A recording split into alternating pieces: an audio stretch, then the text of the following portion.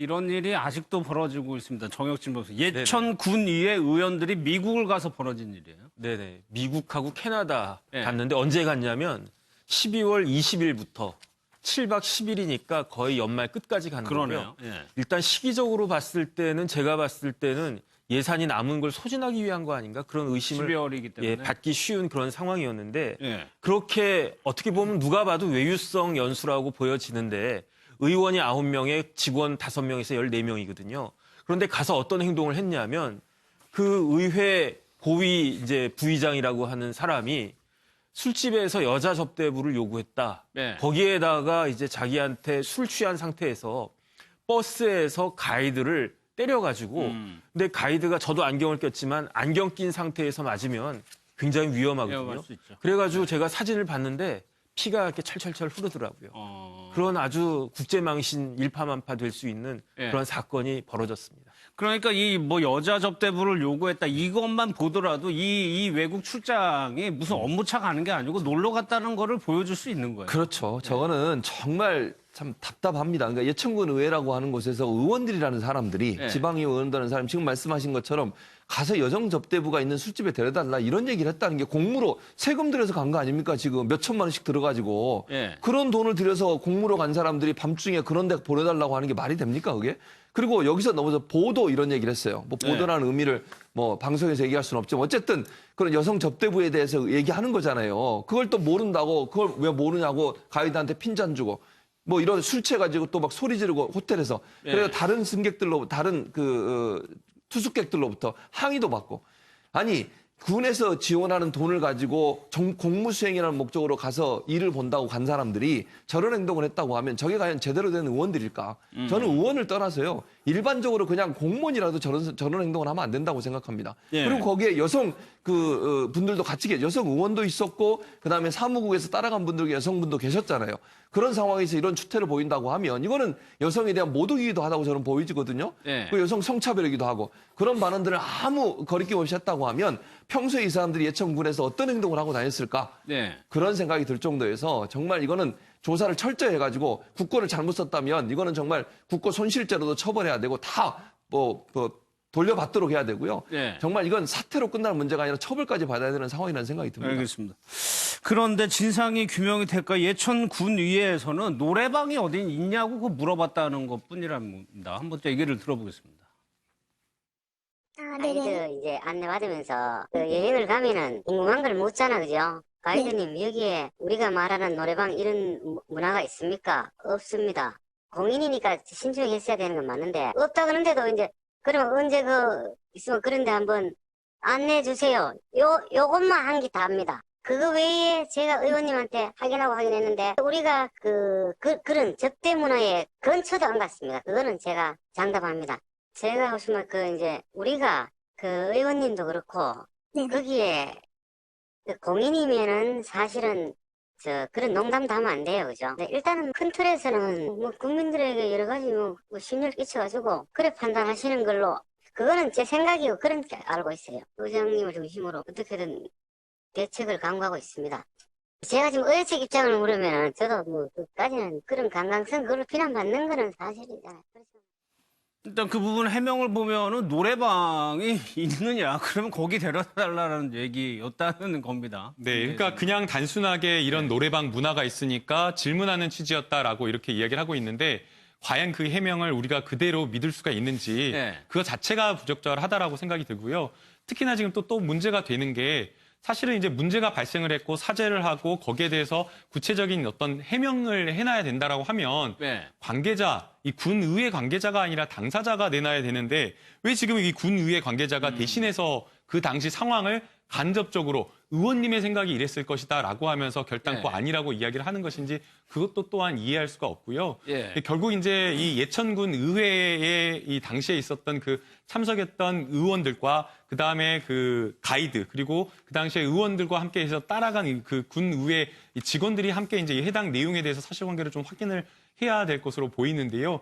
당시 이제 의원들은 해명성 기사로서 해명으로서 방금과 같이 그냥 물어본 것에 불과했다라고 하는데 또 이제 가이드가 느꼈던 그 내용은 또 다른 것 같습니다. 또 폭행이 있으니까. 네, 폭행 폭행도 문제가. 있었다라고 네. 이야기를 하고 있고, 그 다음에 노래방 문화에 대해서 이야기를 하는 것처럼 앞서 이제 최주봉 교수님 이야기한 것처럼 네. 여성 접대원을 불러달라라고 이야기를 하면서 이 보도라는 것을 이야기를 물어봤다라고 하고요. 예. 현지 가이드이기 때문에 이 여성 접대원 문화라든가 이런 것들을 전혀 모르니까 거기에 대해서 또 핀잔까지 줬다라고 하고 있기 때문에 지금 단순하게 지금 예천군 의회 관계자 이야기하는 것처럼 네. 저렇게 그냥 문화를 알아보기 위해서 한 번 물어본 거다 이거 정말 아닌 것 같습니다. 그러니까 이게 설화만 있는 게 아니고 실질적으로 폭행이 있었고 합의금도 건네주고 거기서 논란이 있었단 말이에요. 예, 거기에서 이제 버스를 대절해서 네. 그 일정을 소화를 했는데 캐나다 토론토 지역에서 저녁 6시쯤에 그 가이드, 한국인 가이드 하셨던 분의 주장에 따르면 네. 박종철 부의장이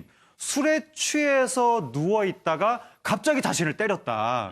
그래서 뭐 안경이 부서지고 상당히 막 뭐 이렇게 부상을 당했는데 그 모습을 본 캐나다인 운전기사가 깜짝 놀라가지고 경찰에 신고를 했다. 경찰에 출동을 했는데 그 한국인 가이드 피해자가 나서서 이제 경찰을 일단 무마를 해서 연행은 되지 않았고 예. 그리고 나서 그 군 의회 측으로부터 합의금 5,000달러, 한 500만 원 이상 정도를 받았다. 예. 그리고 그 돈은 그렇게 이제 받고 그 문제가 거기서 일단락 됐는데 그 이후에 아직까지도 사과를 지금 받지 못하고 있는 상태다. 그 자신을 때린 박종철 부의장이 한국 언론한테는 뭐 미안하다 그런 식으로 말을 네. 했지만 나한테는 아직까지 사과하지 않았다. 지금 너무나 억울하고 그 한국인 가이드의 부인도 굉장히 지금 억울하다는 심경을 밝혔습니다. 이게 한 6천만 원 정도 들어갔다고 그래요. 군 예산. 네네.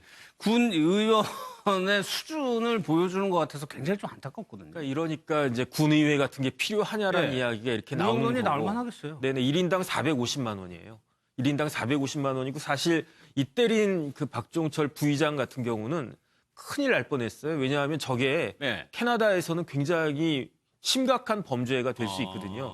그래서 피해자인 가이드가 이걸 무마를 해줘서 처벌을 받지 않았지 원칙대로 했으면 저 양반은 한국에 들어오지도 못했을 거고 마찬가지로 한국에서도 똑같이 처벌할 수가 있습니다. 아, 그래요? 그래서 이 기사 보고 네. 불러가지고 경찰에서 또 검찰에서 상해죄나 폭행죄로 처벌할 수도 있는 거거든요.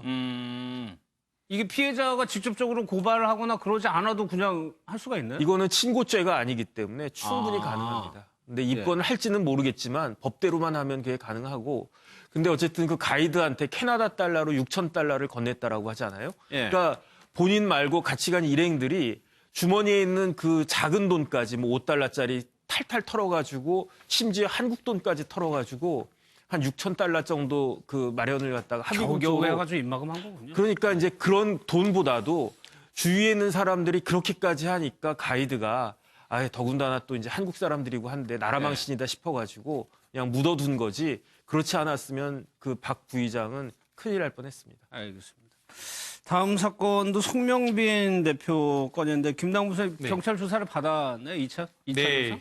어제 이제 오전 9시에 출석을 해가지고 2차 조사를 받았습니다. 네. 1차 조사 상당히 이제 강도 높은 조사를 받았는데 워낙 이제 혐의 사실이 많고 이 폭행 피해라든가 이런 것들을 내용 확인할 게 많아서 이 경찰이 추가 조사를 했다라고 하고 있고요. 네. 어제 송명민 대표가 출석했는데 좀 달랐습니다. 굉장히 좀 일반적인 어떤 피의자가 이 포토라인의 승급과는 달랐는데요. 네. 거의 한 그 작심한 듯 준비해온 원고를 거의 한 13분, 14분가량 계속해서 내려가면서 읽었는데 요지는 이겁니다. 본인이 이 녹취 내용에 들어가 있는 여러 가지 폭행이나 이런 것 혐의 사실 전부 다 인정은 하는데 예. 그러나 이 폭행 피해자 양모 대표라고 하는 사람이 피해자라고 하면서 뭔가 이렇게 폭행 사실을 이야기를 했는데 이게 사정이 있고 경위가 있다라고 하면서 양모 대표와 본인이 사업을 같이 했는데 예. 그 사업의 사업자의 대표로 양모 대표가 있었는데 그 양모 대표가 회사 돈을 손대고 회사와 관련되어서 여러 가지 횡령이 되고 회사가 경제적으로 자금난에 시달리자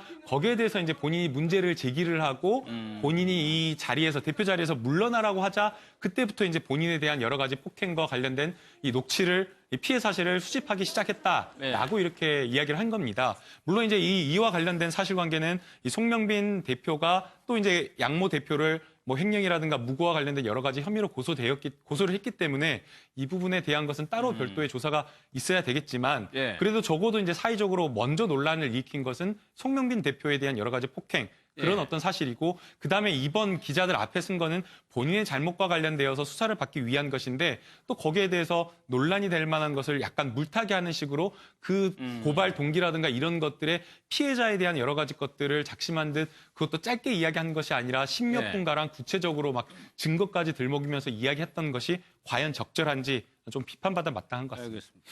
영상을 좀 보고요. 얘기를 계속 이어가도록 하겠습니다.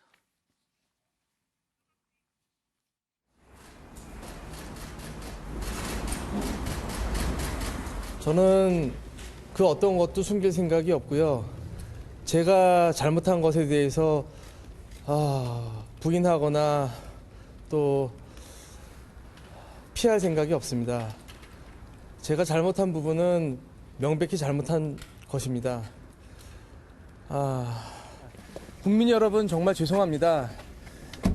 사업한다는 게 참 어렵네요. 예, 죄송합니다. 개명하기 전에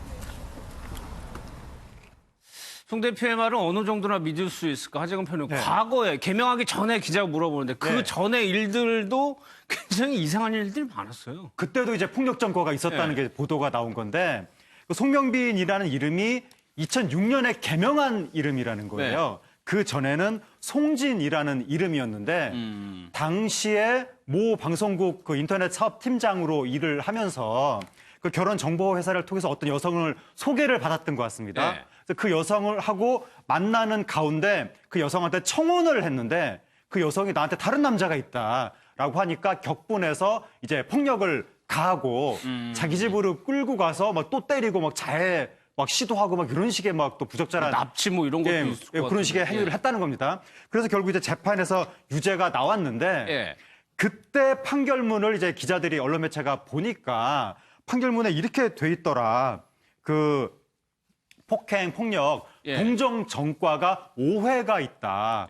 그리고 그 직전 그 이 폭력 처벌 받았던 것이 집행유예 기간인데 또 이번에 똑같은 일을 저질렀다라고 하면서 그 이 300만 원 벌금 300만 원이 나왔다고 하는데 그렇다면 이 판결문으로 미루어 보면 그 전에 5회 이번에 추가로 또 폭행 이러니까 그 폭력 전과가 이름 바꾸기 전에 이미 총 6회가 있었던 것이 아니냐 이렇게 보도가 나온 겁니다. 근데 저는 정 교수님 이게 참 궁금한 게 집행유예 기간에 또다시 폭행을 했고 동정전과가 5번이나 있습니다. 네네. 그런데 벌금 300만 원밖에 안 나와요? 그러니까 재판부가 조금 선처를 갖다가 해준 건데 재밌는 건 그때 판사가 이정열 변호사였어요.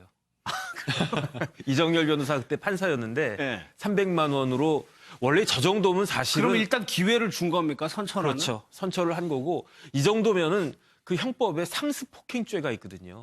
저 정도면 충분히 상습폭행죄 요건에 해당할 수 있다라고 보여지는데 기회를 줬는데도 불구하고 그 버릇을 고치지 못한 것 같고 그다음에 사실 송명빈 대표가 유명하게 된 것이 잊혀질 권리라라고 하는 책을 갖다 썼잖아요.